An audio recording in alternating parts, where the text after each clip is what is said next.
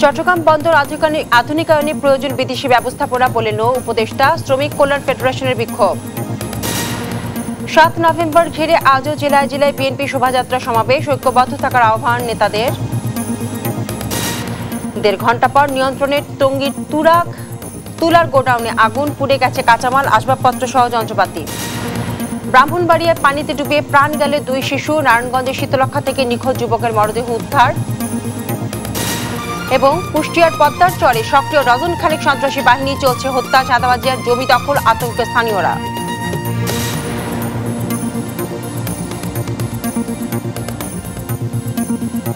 আমন্ত্রণ দেশ জনপদ সংবাদে, শুনছিলেন শিরোনাম, সাথে আছি বিপাশা চক্রবর্তী। বাতাসে দোল খাচ্ছে বনফুল, বসছে প্রজাপতি আর ভোমরা, সৌন্দর্য ছড়াচ্ছে রাজশাহীর পথে প্রান্তরে, বিমোহিত করছে পথচারী আর প্রকৃতিপ্রেমীদের।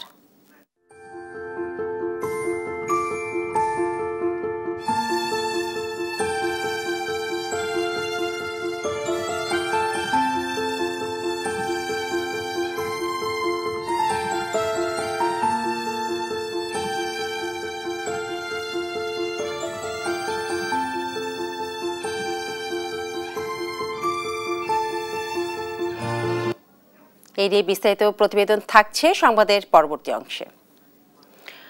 দুদিনের সরকারি সফরে নিজ জেলা পাবনা গিয়েছেন রাষ্ট্রপতি মোহাম্মদ শাহাবুদ্দিন। শনিবার সকাল 9:40 জেলা স্টেডিয়ামের হেলিপ্যাডে পৌঁছান তিনি। এ সময় রাজশাহী বিভাগীয় কমিশনার খন্দকার আজিম আহমেদ এবং রাজশাহী ডিআইজি মোহাম্মদ শাহজাহান তাকে স্বাগত জানান। পরে পাবনা সার্কিট হাউসে গার্ড অফ অনার গ্রহণ করেন তিনি।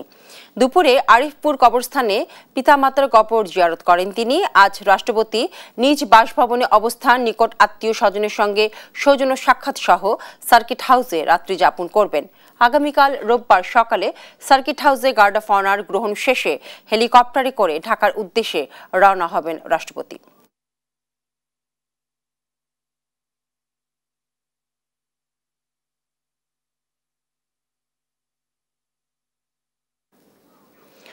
চট্টগ্রাম বন্দরকে আধুনিকায়ন করতে হলে বিদেশি ব্যবস্থাপনা প্রয়োজন বলে জানিয়েছে নৌ পরিবহন উপদেষ্টা এম শাখাওয়াত হোসেন। শনিবার পাবনায় নগরবাড়ি নদী বন্দর আধুনিক টার্মিনাল কমপ্লেক্স উদ্বোধনকালে তিনি এই কথা বলেন। আধুনিক সুযোগ সুবিধা সম্বলিত এই নৌ বন্দরে তৈরি হয়েছে 360 মিটার কংক্রিটের jetty, terminal, warehouse, godown, open stage সহ দ্রুততম সময়ে পণ্য লোড আনলোডের ব্যবস্থা। দেশের আরও বিভিন্ন সেক্টর বিদেশি ব্যবস্থাপনায় চলছে জানিয়ে নৌপদেষ্টা জানান, যাদের ব্যক্তির স্বার্থে আঘাত লাগে তারাই বিদেশিদের বন্দর দিয়ে দেওয়ার কথা ছড়াচ্ছে।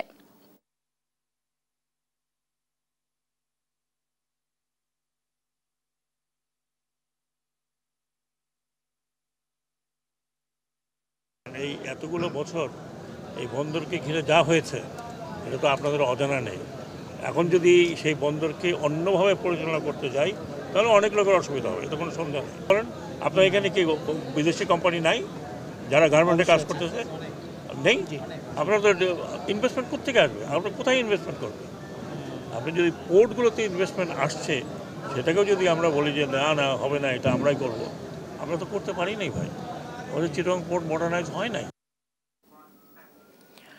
চট্টগ্রাম বন্দরে new mooring container terminal NCT আন্তর্জাতিক দরপত্র ছাড়া বিদেশিদের হাতে তুলে দেওয়ার সরকারি উদ্যোগের প্রতিবাদে কর্মসূচি পালন করেছে শ্রমিক কল্যাণ ফেডারেশন। শনিবার দুপুরে চট্টগ্রাম প্রেস ক্লাব চত্বরে মানববন্ধন হয়। বক্তারা অভিযোগ করেন, চট্টগ্রাম বন্দর এদেশের প্রধান সমুদ্র বন্দর। স্বাভাবিকভাবেই এই বন্দরের সঙ্গে বাংলাদেশের স্বাধীনতা, সার্বভৌমত্ব ওতপ্রোতভাবে জড়িয়ে আছে। বহুকাল থেকে এই বন্দরকে কেন্দ্র করে আন্তর্জাতিক ষড়যন্ত্র চলছে। তাদের দাবি, প্রয়োজনে বিদেশি অপারেটর নিয়োগ দেওয়া যেতে পারে, তবে তা হতে হবে প্রকাশ্যে দরপত্রের মাধ্যমে।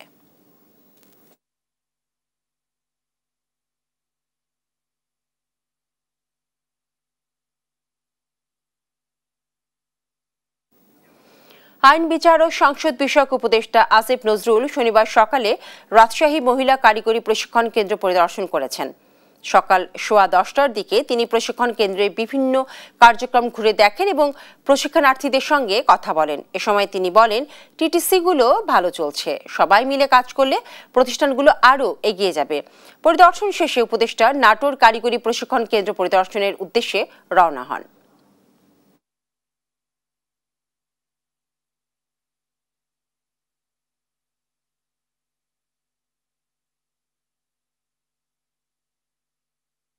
এত নিষ্ঠার সাথে সবাই কাজ করছে দেখে খুবই ভালো লাগলো। এমনি রাজশাহীতে আসলেই মনটা ভালো লাগে, এত সুন্দর একটা শহর, এত পরিচ্ছন্ন। আর আপনাদের রাজশাহীর মানুষজনকে আমি খুবই পছন্দ করি। তো আপনাদের টিটিসিটা দেখে ভালো লাগলো। আশা করি আপনারা সাংবাদিকরাও এই টিটিসিগুলোর প্রমোশনের জন্য একটু কাজ করবেন আর কি। উপদেষ্টারা শেখ হাসিনার ডামি নির্বাচনের 5 বছর পূর্ণ করতে চায় বলে মন্তব্য করেছেন বিএনপি স্থায়ী কমিটির সদস্য অবসরপ্রাপ্ত মেজর জেনারেল হাফিজ উদ্দিন আহমেদ। শনিবার দুপুরে ডক্টরস অ্যাসোসিয়েশন অব বাংলাদেশের ড্যাব কেন্দ্রীয় কমিটি আয়োজিত জাতীয় বিপ্লব ও সংহতি দিবস এবং বর্তমান রাজনৈতিক প্রেক্ষাপট শীর্ষক আলোচনা সভায় একথা বলেন তিনি। তিনি জানান, গণ অভ্যুত্থানে তাদের কোনো অংশগ্রহণ না থাকলেও ক্ষমতার মজা পেয়ে বিভিন্ন সংস্কার প্রস্তাব নিয়ে এসেছেন উপদেষ্টাদের কেউ কেউ। স্বাধীনতা বিরোধী শক্তি এখন পিআর ও গণভোট চাইলেও শুধু নির্বাচনের খাতিরে বিএনপি অনেক ছাড় দিয়েছে বলে মন্তব্য করেন তিনি। আর বিএনপি চেয়ারপারসন উপদেষ্টা মোয়াজ্জেম হোসেন আলাল বলেন, বিশেষ একটি দলের লেবাসধারীরা গণতন্ত্র নস্যাৎ করার যে ষড়যন্ত্র করছে তা সফল হবে না। যারা কালে কালে চেহারা পাল্টান, সময় সময় ঘুমটা পড়েন, সময় সময় ঘুমটা খোলেন, সময় সময় একরকম লেবাস ধরেন, আবার অন্য সুযোগ বুঝে আবার অন্য লেবাস ধারণ করেন। আজকে তারা এই দেশের গণতন্ত্রকে ব্যাহত করার জন্য কালক্ষেপণ করছেন। শেখ হাসিনা তো 5 বছরের জন্য নির্বাচিত ছিল, তো 1 বছরও তো হয় নাই, সুতরাং এই টার্মটা তো আমাদের পুরো করা উচিত। আওয়ামী লীগের সাথে আওয়ামী লীগ সেই তথাকথিত আমিরামি নির্বাচনের সাথে এটারও একটা মিল তারা খুঁজে পেয়েছেন। ঢাকার বাইরে আজও জাতীয় বিপ্লব ও সংহতি দিবস উপলক্ষে র্যালি ও আলোচনা সভা অনুষ্ঠিত হয়েছে। এ সময় বাংলাদেশের জনগণের ভোটের অধিকার এবং গণতান্ত্রিক সরকার প্রতিষ্ঠা করে সুন্দর বাংলাদেশ প্রতিষ্ঠা করার প্রত্যাশা জানিয়েছেন নেতাকর্মীরা। সহকর্মীদের তথ্য এবং ছবিতে জানাচ্ছেন শায়লা খান।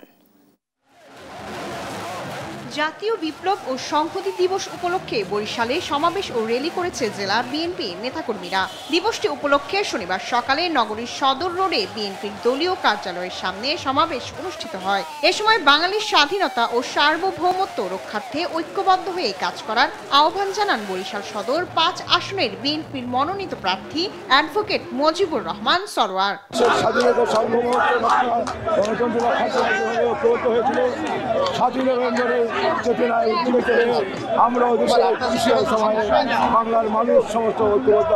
ঝালকাঠিতে জাতীয় বিপ্লব ও সংহতি দিবস উপলক্ষে বিএনপির বর্ণাঢ্য র্যালি ও আলোচনা সভা অনুষ্ঠিত হয়েছে।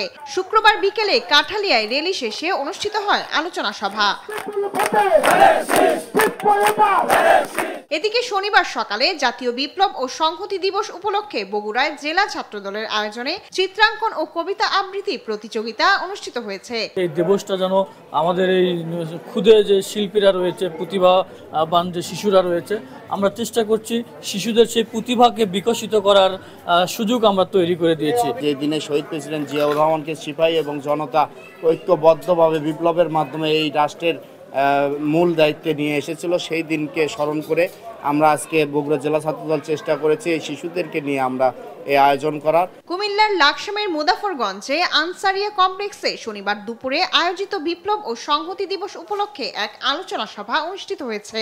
এ সময় কুমিল্লা 9 আসনের বিএনপির মনোনয়ন প্রত্যাশী ও বিজিএম এর পরিচালক ডক্টর রশিদ আহমেদ হোসেন বলেন, 2008 সালে আওয়ামী লীগের কাছে বিএনপির প্রার্থী পরাজিত হয়েছিলেন দলেরই একাংশের বেইমানির কারণে। দলের মধ্যে স্বার্থান্বেষী মহল ঢুকে পড়ায় এমন পরিস্থিতি সৃষ্টি হয়। 2008-এ যদি এই সামান্য গোটা ভোটে এবং বিএনপির প্রভাবশালী নেতা যারা ছিলেন মনোনয়ন প্রত্যাশী, তারা যদি একদিনের জন্য ওদের নৌকার ইলেকশন না করতেন তাহলে এই সিট বিএনপির থাকতো। আলোচনা সভা শেষে 7 নভেম্বরের চেতনায় বিএনপির নেতাকর্মীরা জাতীয় ঐক্যের অঙ্গীকার ব্যক্ত করেন। এবং সেই কারণে তাকে শায়লা খান, নিউজ ডেস্ক, দেশ টিভি। ফিরে এসেছেন। বিপ্লব ও সংহতি দিবস উপলক্ষে বিএনপির কর্মসূচি নিয়ে আরও জানাতে নাটোর এবং লক্ষ্মীপুর থেকে যুক্ত হচ্ছেন সহকর্মী মামুন খান এবং সাইফুল ইসলাম। শুরুতেই আমরা চলে যাচ্ছি নাটোরে মামুনের কাছে। মামুন, কর্মসূচি ঘিরে নেতাকর্মীদের উপস্থিতি আপনি কেমন দেখছেন?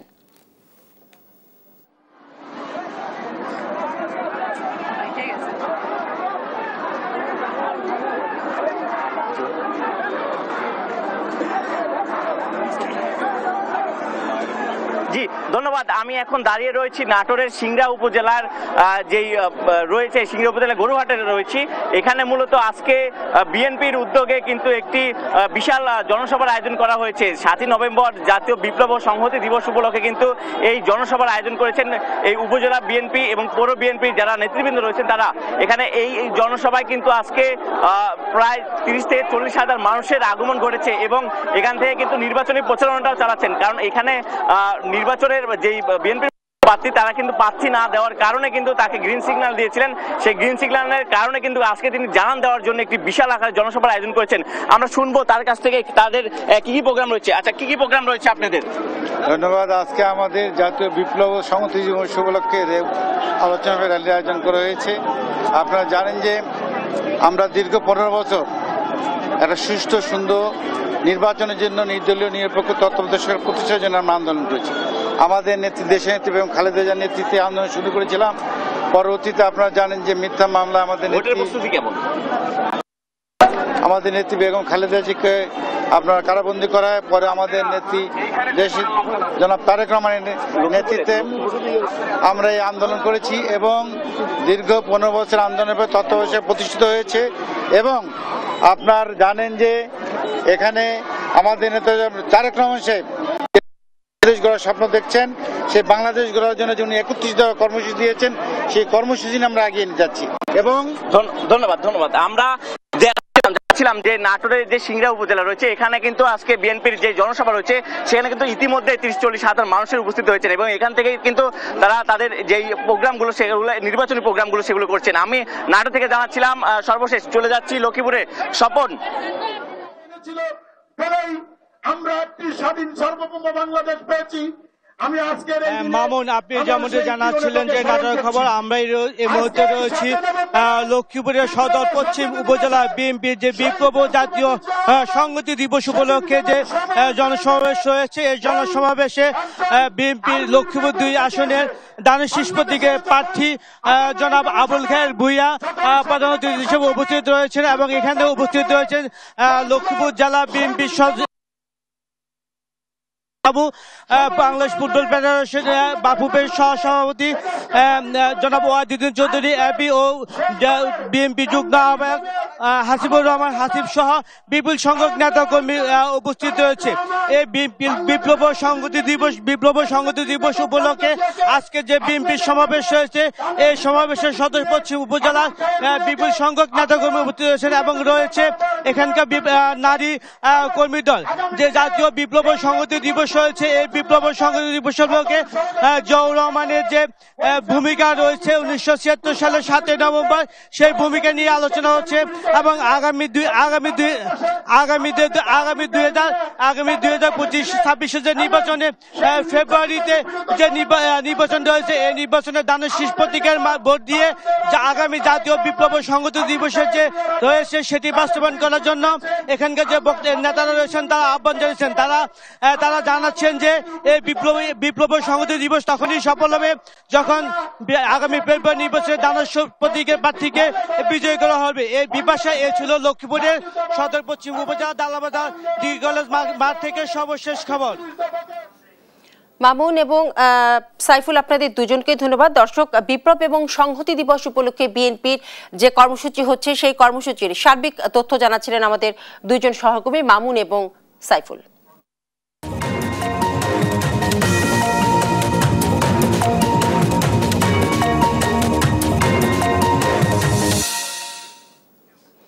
বিএনপি ও জামায়াত সমর্থিত প্রার্থীদের প্রচারে জমে উঠেছে শিল্পাঞ্চল খ্যাত ময়মনসিংহের ভালুকা আসনে নির্বাচনী মাঠ। জয়ের ব্যাপারে আশাবাদী বিএনপির হেভিওয়েট প্রার্থী ফখরুদ্দিন আহমেদ বাচ্চু, তবে তাকে রুখে দিয়ে বিজয়ী হবার কথা জানিয়েছেন জামায়াতের প্রার্থী সাইফুল্লাহ পাঠান ফজলু।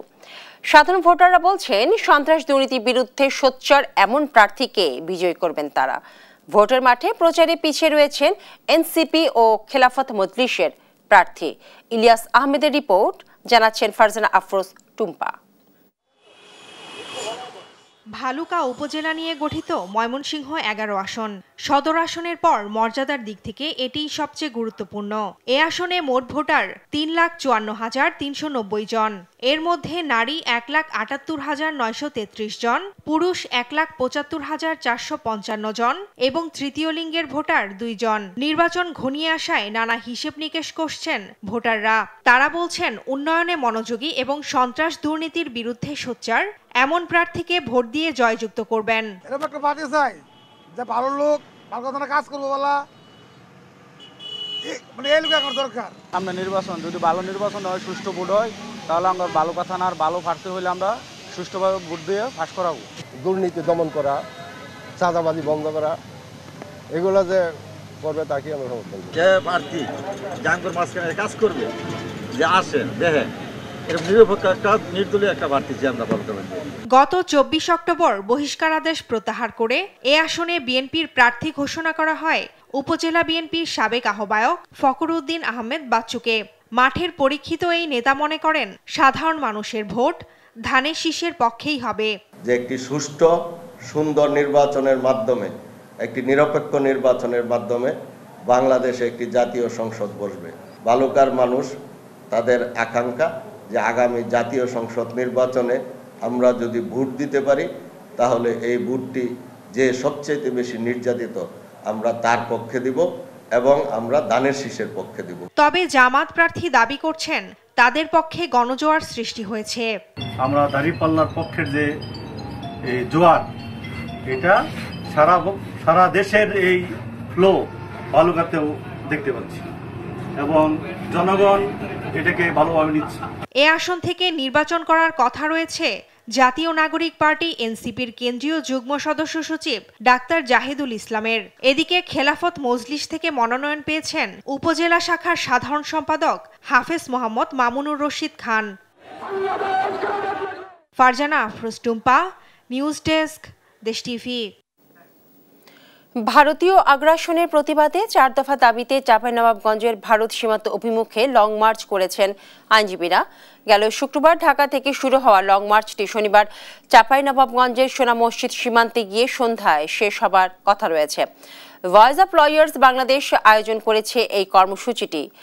ভারত কর্তৃক ফারাক্কা, তিস্তা এবং টিপাইমুখ সহ বাংলাদেশের 54টি নদী থেকে একতরফা পানি প্রত্যাহার নীতি থেকে সরে আসা, সীমান্তে মানুষ হত্যা বন্ধ সহ 4 দফা বাস্তবায়নের দাবি তোলেন বক্তারা।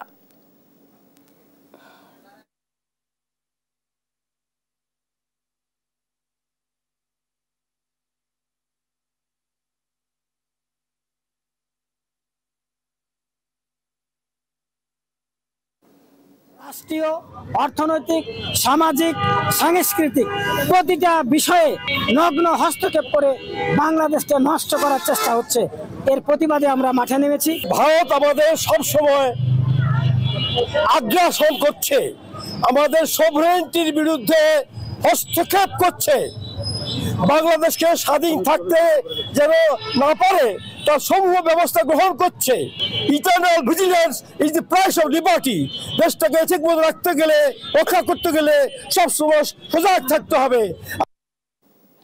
শাহবাগে পুলিশের বাধায় পণ্ড প্রাথমিক শিক্ষকদের কর্মসূচি এই নিয়ে জানাতে সরাসরি যুক্ত হচ্ছেন সহকর্মী সাদ আহমেদ।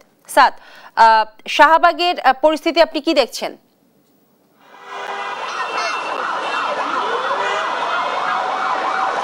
আমি এখন দাঁড়িয়ে আছি রাজধানীর শাহবাগ মোড়ে। এখানে কিন্তু একটু আগে শিক্ষকরা, অর্থাৎ প্রাথমিক শিক্ষকরা, সহকারী শিক্ষকরা যে 3 দফা দাবি নিয়ে অবস্থান কর্মসূচি পালন করে আসছিলেন, তারা কিন্তু আজকে একটু আগেই কিন্তু শহীদ মিনার থেকে শাহবাগ মোড়ে এসে অবস্থানের চেষ্টা করেন।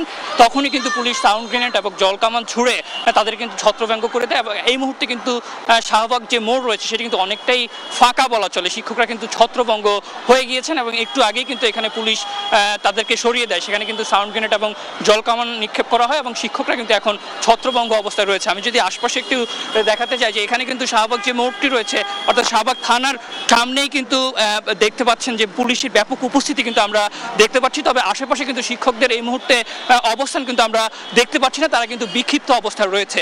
আমি যদি একটু বলতে চাই যে শিক্ষকদের 3 দফা যে দাবিগুলো রয়েছে সেটি হচ্ছে যে তারা কিন্তু 10ম গ্রেড বাস্তবায়ন সহ চাকরির যে 10 ও 16 বছরের পদোন্নতির যে জটিলতা সেটি নিরসন, সেই সঙ্গে শতভাগ নিশ্চিতকরণ সহ 3 দফা দাবি নিয়ে কিন্তু তারা অবস্থান করছিলেন। এর আগে কিন্তু 11তম গ্রেডে কিন্তু তাদেরকে আশ্বাস দেওয়া হয়েছিল, যারা সহকারী শিক্ষক রয়েছেন তাদেরকে কিন্তু 11তম গ্রেডে উন্নীত করা হবে এমন একটি আশ্বাস কিন্তু দেওয়া হয়েছিল। পরবর্তীতে সেটি যখন অর্থ মন্ত্রণালয়ের আন্ডারে যায় তখন কিন্তু সেটি আবার অন্য একটি জায়গায় পাঠানো হয় এবং পরবর্তীতে শিক্ষকরা সেটিতে সন্তুষ্ট না হয়ে কিন্তু আবার যে 10ম গ্রেড সেটিতে কিন্তু আবার ফিরে আসেন এবং সেটি নিয়েই কিন্তু তারা বেশ কয়েকদিন যাবৎ শহীদ মিনারে অবস্থান করছেন। আজ কিন্তু তারা কলম বিসর্জন কর্মসূচি ঘোষণা করেন এবং সেটি এই ঘোষণার পরই কিন্তু তারা যে শাহবাগ মোড় সেখানে এসে কিন্তু অবস্থান নেওয়ার চেষ্টা করেন। তার পরপরই কিন্তু তাদেরকে সাউন্ড গ্রেনেড ও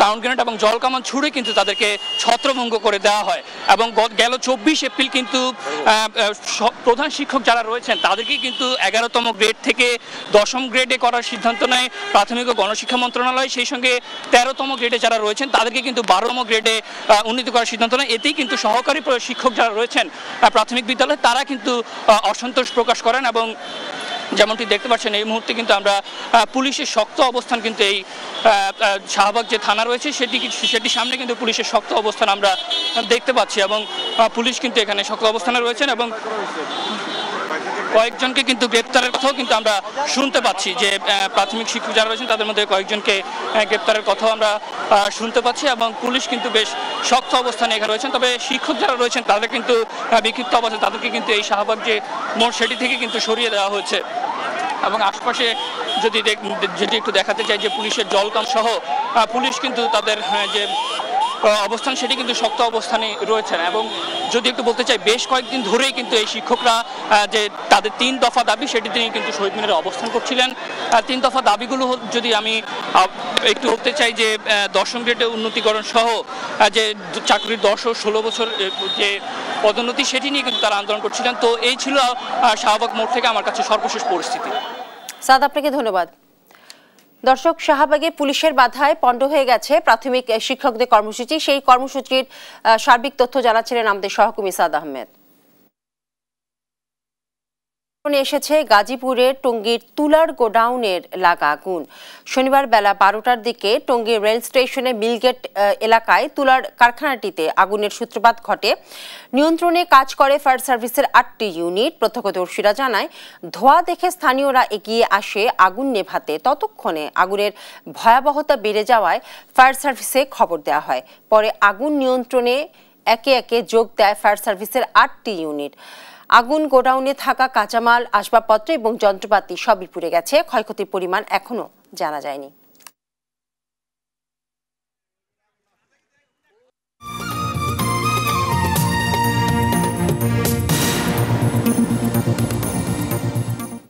দেখছেন দেশ জনপদ সংবাদ।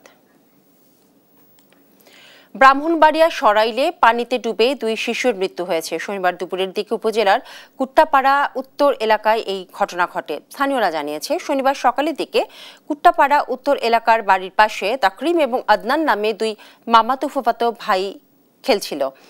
কিছুক্ষণ পর তাদেরকে আর দেখা যায়নি। পরে অনেক খোঁজাখুঁজি করা হয়। দুপুরের দিকে বাড়ির পাশে তাদের মরদেহ ভেসে ওঠে।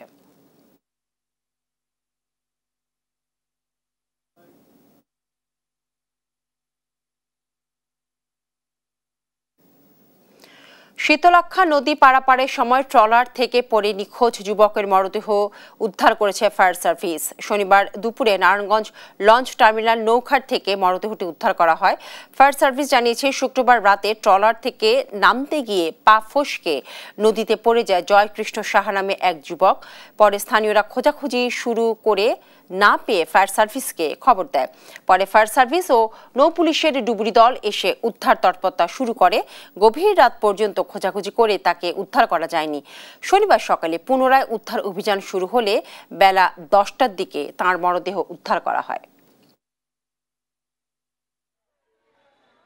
বন্দর 1 নম্বর ঘাটে নৌকা পারাপার হওয়ার সময় গতকালকে রাত্রে একটা দুর্ঘটনা ঘটে। একজন ছেলে 19 বছর বয়সে যখন জেটির সাথে নৌকাটা ধাক্কা লাগে তখন এই ভিকটিম তার শরীরে ব্যালেন্স রাখতে পারে নাই, হঠাৎ করে নদীতে পড়ে যায়, পরে এসে ডুবে যায়। রাত্রে আমরা তাৎক্ষণিক মেসেজটা পাই, তখন অনেক রাত ছিল 11টার সময়। তারপরও আমরা রিস্ক নিয়ে আমাদের ডুবুরি কর্তৃক এখানে উদ্ধার কাজ পরিচালনা করি এবং আজকে আমরা সকালে আবার এসে এই উদ্ধার কাজ পরিচালনা করি। এখনই আমরা 10 মিনিট আগে আমরা এই লাশটা পেয়েছি আর কি। নোয়াখালীতে আধিপত্য বিস্তারকে কেন্দ্র করে জিলানি নামে এক যুবককে পিটিয়ে হত্যার ঘটনা ঘটেছে। শুক্রবার রাতে বেগমগঞ্জ উপজেলার হাজিপুর গ্রামে এই ঘটনা ঘটে। পুলিশ জানায়, আধিপত্য বিস্তারকে কেন্দ্র করে স্থানীয় কিছু যুবকের সঙ্গে কাদেরের বিরোধ দেখা দেয়। এ সময় জেরে কে বা কারা তাকে বেধড়ক পিটিয়ে এবং মাথায় কুপিয়ে মৃত্যু নিশ্চিত করে মরদেহ রেখে পালিয়ে যায়। নিহত কাদেরের বিরুদ্ধে থানায় 4টি মামলা রয়েছে।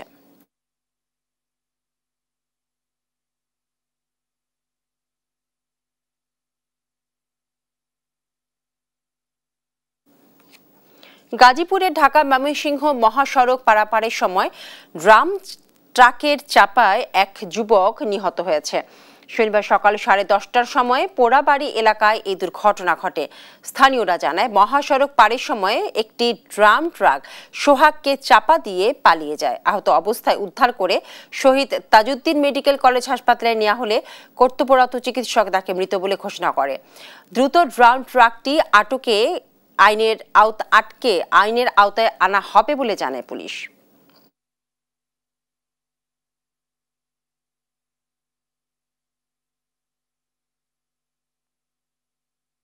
অপরাধীদের অভয়ারণ্য পরিণত হয়েছে পদ্মা নদীর চরাঞ্চল।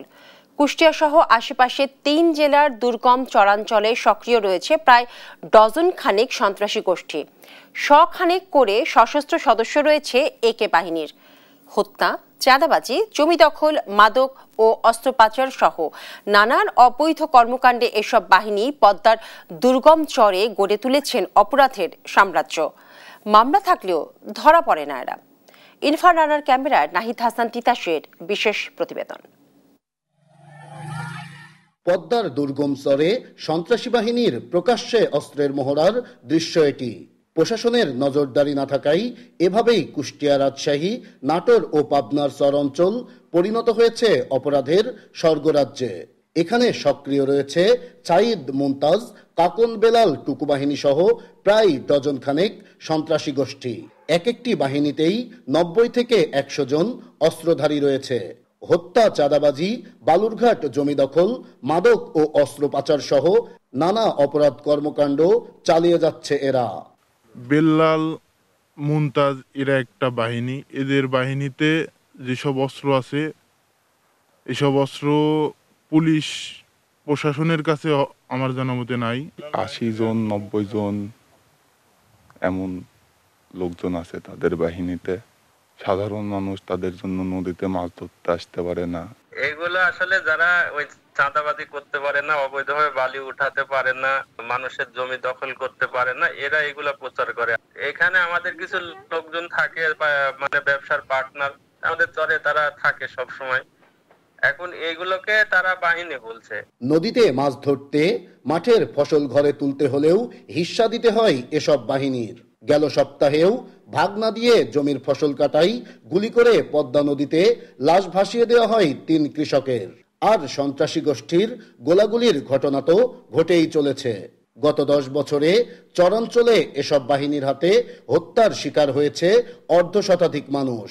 আমাদের দেশের লোক মাঠ ঘাটে গেলে নৌকা নদীপথে যেতে হয়, আর ওরা ধরেন মোটর সাইকেল লি, মানুষ লি, গাড়ি লি, হুন্ডা লি, অস্ত্রপাতি লিয়ে এসে ভালো অত্যাচার করে। মুমতাজ এবং বেলাল বাহিনী, ওদের একটা টিম আছে। সাধারণ মানুষ, ওদের জমি জায়গা খেড় খড়ি যা আছে, সাধারণ জমিদার জমির খেড় খাটতে পারে না, ওরাই কেটে খেয়ে নেয়। রাজশাহ পার্টির আসার কথা ছিল, রাজশাহ পার্টির কাছে আমার ছেলে খেড়ে বিক্রি করতে গেছিল।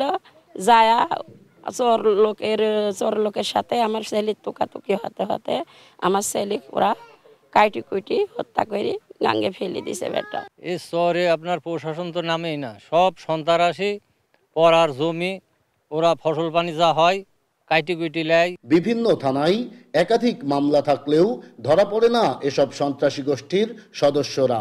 তবে পুলিশ বলছে চরাঞ্চলের এসব সন্ত্রাসীদের গ্রেপ্তার ও অপরাধ নিয়ন্ত্রণে কাজ করছেন তারা। আমরা ঊর্ধ্বতন কর্তৃপক্ষের সাথে আলাপ করেছি এবং তাদের বিরুদ্ধে আইনগত যে ব্যবস্থা নেওয়া যায় আমরা নিচ্ছি। সম্প্রতি 2টি মামলাও হয়েছে। আমরা মামলার প্রেক্ষিতে আসামি যারা এজাহারনামী আছে এবং অজ্ঞাত আছে তাদেরকে গ্রেপ্তারের জন্য অভিযান চালাচ্ছি। অপরাধের অভয়ারণ্য খ্যাত পদ্মার চরাঞ্চলে বর্তমানে সক্রিয় রয়েছে প্রায় 9টি সন্ত্রাসী গ্রুপ, যেখানে প্রতিনিয়তই চলে অস্ত্রের ঝনঝনানি, দখলদারিত্ব ও সন্ত্রাসী কার্যক্রম। তাই দুর্গম এই চরাঞ্চলের অপরাধ প্রবণতা কমাতে প্রশাসনের নজরদারির তাগিদ দিচ্ছে স্থানীয়রা। নাইদা সান্তিতাস, দেশ টিভি, কুষ্টিয়া। কক্সবাজারের চকরিয়ায় 2টি মাইক্রোবাস সহ আন্তঃজেলা ডাকাত দলের 4 সদস্যকে গ্রেফতার করেছে পুলিশ। শুক্রবার মধ্যরাতে চকরিয়া পৌরসভাস্থ সাব রেজিস্ট্রেট কার্যালয়ের পেছন এলাকায় এই অভিযান চালানো হয় বলে জানায় চকরিয়া থানার ওসি তৌহিদুল আনোয়ার। তিনি জানান, গোপন সংবাদের ভিত্তিতে তারা খবর পান কতিপয় দুর্বৃত্ত অপরাধ সংগঠনের উদ্দেশ্যে মাইক্রোবাস সহ অবস্থান করছে। পরে পুলিশের একটি দল সেখানে অভিযান চালায়। এ সময় ধাওয়া দিয়ে 4 জনকে গ্রেফতার করতে সক্ষম হলেও বাকি 3 জন পালিয়ে যায়। পরে ঘটনাস্থল থেকে ডাকাতির কাজে ব্যবহৃত 2টি মাইক্রোবাস জব্দ করা হয়। গ্রেফতারের বিরুদ্ধে সংশ্লিষ্ট আইনে থানায় মামলা করা হয়েছে বলে জানায় তিনি।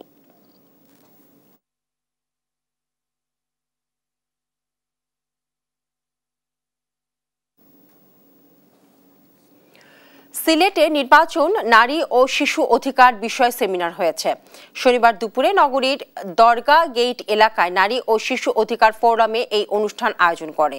এ সময় আসন্ন জাতীয় নির্বাচনে নারীর রাজনৈতিক অংশগ্রহণ, শিশুদের নিরাপত্তা এবং সামাজিক ন্যায়ের প্রশ্নে বিএনপির অবস্থান ও পরিকল্পনা তুলে ধরা হয়।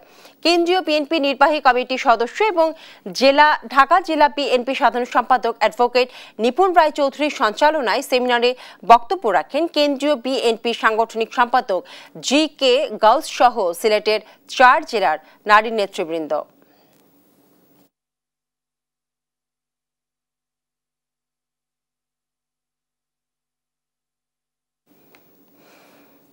তৃতীয় লিঙ্গের জনগোষ্ঠী ছাড়াও সমাজের সুবিধা বঞ্চিত মানুষদের জন্য হেপাটাইটিস বি ও সি প্রতিরোধী টিকা কার্যক্রম শুরু করেছে স্বেচ্ছাসেবী সংস্থা junior chamber international JCI Dhaka Astral.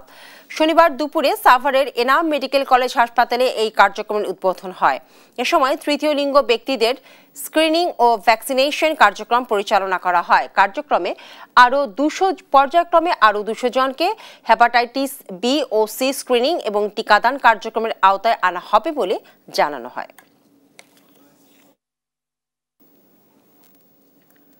রাজশাহীর বাজারে পেঁয়াজের দাম অস্থিরতা তৈরি হলেও কয়েকদিনের ব্যবধানে নিত্য প্রয়োজনীয় এই পণ্যের দাম এখন নিম্নমুখী। গেল এক সপ্তাহের ব্যবধানে কেজি প্রতি দাম কমেছে 5 থেকে 10 টাকা পর্যন্ত। পাইকারি বাজার থেকে শুরু করে খুচরা দোকান পর্যন্ত পেঁয়াজের দাম কমে বর্তমানে বিক্রি হচ্ছে 90 থেকে 100 টাকা কেজিতে। বিক্রেতারা বলছেন, আমদানি শুরু হওয়া পেঁয়াজের দাম কমতে শুরু করেছে।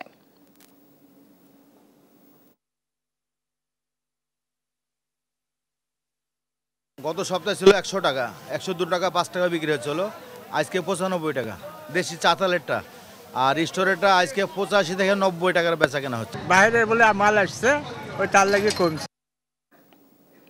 রাজধানীর ইন্টারন্যাশনাল কনভেনশন সিটি বসুন্ধরা উদ্বোধন হয়েছে 3 দিনব্যাপী BEVMX 2025 এবং BIMEX 2025 শীর্ষক আন্তর্জাতিক প্রদর্শনীর।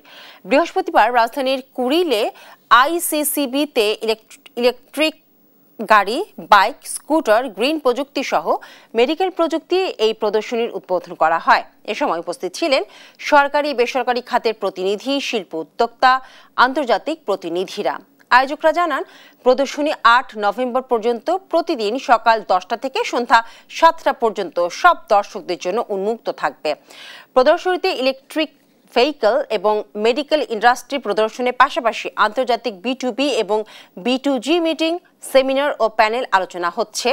এতে মেরিটাইম শিল্পের শীর্ষ ব্যক্তিরা অংশ নিচ্ছেন।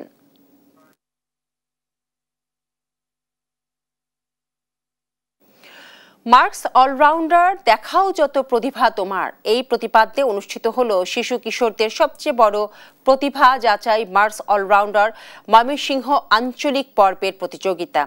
শনিবার সকালে নগরী ময়মনসিংহ জেলা স্কুলে এই প্রতিযোগিতার উদ্বোধন করেন স্কুলের প্রধান শিক্ষক মোহাম্মদ আব্দুল সালাম। এতে নগরীর কয়েকটি শিক্ষা প্রতিষ্ঠানে প্লে থেকে দ্বাদশ শ্রেণীর শিক্ষার্থীরা নাচ, গান, অভিনয়, চিত্রাঙ্কন, আবৃত্তি, উপস্থিত গল্প বলা ইত্যাদি বিষয়ের প্রতিযোগিতায় অংশগ্রহণ করে। পরে বিজয়ীদের মেডেল ও সার্টিফিকেট দেওয়া হয়। এই প্রতিযোগিতায় পর্যায়ক্রমে সারা দেশ থেকে আসা 3 শিক্ষার্থী পাবে 15 লাখ টাকা শিক্ষাবৃত্তি এবং বিভিন্ন পর্যায়ে বিজয়ীরা পাবে 1 কোটি টাকারও বেশি উপহার ও শিক্ষাবৃত্তি।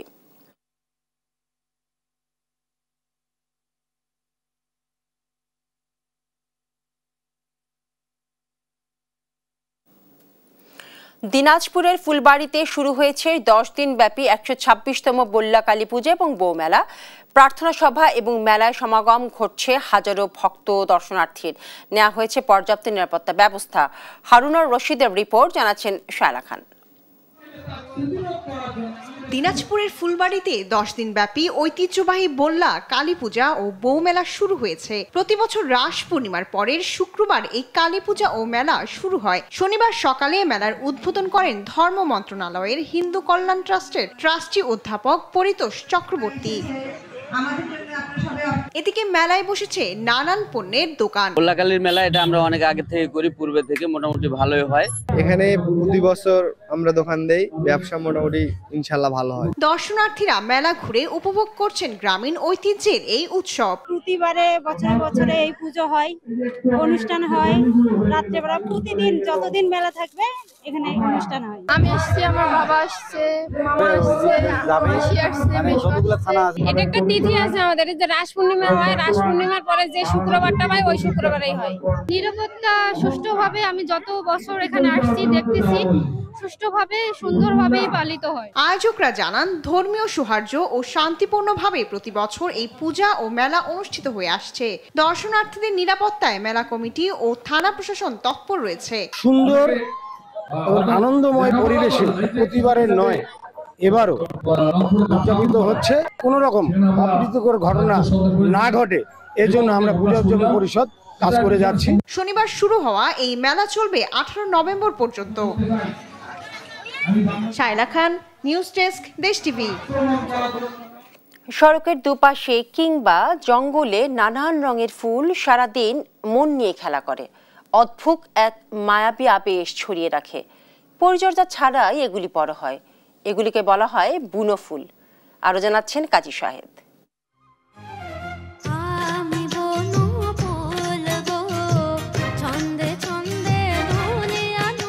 গ্রামের পথ, মাঠের ধারে, ঝোপের ফাঁকে কত নাম না জানা ফুল ফুটে থাকে। কেউ তাদের দিকে নজর দেয় না, তবুও তারা রঙে আর সৌরভে ভরিয়ে তোলে প্রকৃতি। এরা বুনো ফুল। এই ফুলগুলো মাটির গন্ধে জন্ম নেয়, বৃষ্টির ছোঁয়ায় বড় হয় আর সবাইকে বিমোহিত করে। রাজশাহীর আশেপাশে জায়গাগুলো অনেক সুন্দর, অসাধারণ লাগছে। ফুলগুলো পেয়ে আমি অনেক খুশি হয়েছি। ন্যাচারালি হচ্ছে এরা গ্রো করছে, এদেরকে কেউ পরিচর্যা করছে না, পরিচর্যার প্রয়োজনও হচ্ছে না, কিন্তু তাও এরা কিন্তু আমাদের যে সৌন্দর্যের যে পিপাসা এটা কিন্তু ঠিকই মেটাচ্ছে। বুনো ফুল মানে শুধু সৌন্দর্য নয়, এটি প্রকৃতির ভারসাম্যের এক অপরিহার্য অংশ। মৌমাছি, প্রজাপতি, এমনকি ক্ষুদ্র পোকামাকড়ের জীবন নির্ভর করে এই ফুলের ওপর। বুনো ফুল শুধু পরিবেশ নয়, স্থানীয় সংস্কৃতিরও অংশ।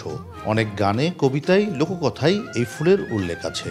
অধ্যাপক দ্বিজেন শর্মার বিভিন্ন লেখায় এই প্রসঙ্গ এসেছে অসংখ্যবার। অ্যাকচুয়ালি আমরা যেগুলো দেখি, পরিচিত যেগুলো আছে আমাদের যে সুগন্ধি ফুল, তার বাহিরেও কিন্তু অনেক ফুল আছে।